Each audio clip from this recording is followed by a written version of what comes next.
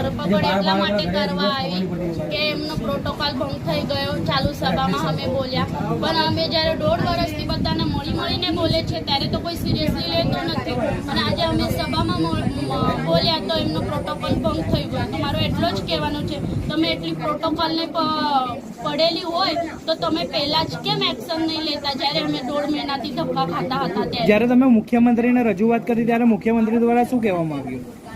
એમને એટલું જ કીધું કે તમારા વકીલને મારા જોડે વાત કરાવી દેજો, અને તમે સરકારી વકીલની જરૂરત હોય તો એ પણ મને કહેજો. થશે. મેં તો એવું કીધું, તમે જ્યારે પહેલી વખતે મળ્યા તો એવું આશ્વાસન આપ્યું હતું કે કોઈ ચપળબંધીને છોડવામાં નહીં આવ્યું. તમે તો આજ સુધી કોઈ પર એક્શન નહીં લીધું. તો એ હાઈકોર્ટનો મામલો છે, તો હાઈકોર્ટ એમનાથી ઉપર તો નથી. એ એક ઓર્ડર આપે તો બધું થઈ શકે છે, એટલું મોટી સત્તા એમના પાસે છે. હવે તમારી શું માંગ છે?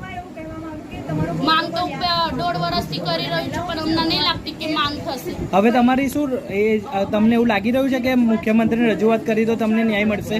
નહીં લાગતું મને કે મુખ્યમંત્રી રજૂઆત કર્યા પછી બી અમને ન્યાય મળશે એવું નહીં લાગતું મને. આપનો પરિચય? એટલું ખબર છે, જ્યારે અમને લાગતું હશે કે એમને ન્યાય આપે તો એ અમે વાત સાંભળીને ઘરે છોડી દેતા. આવું પોલીસ ચોકી આવું બધું ઇન્વિટેશન નહીં કરતા. કેટલા પોલીસ સ્ટેશન તમને ફરાવવામાં આવ્યા છે?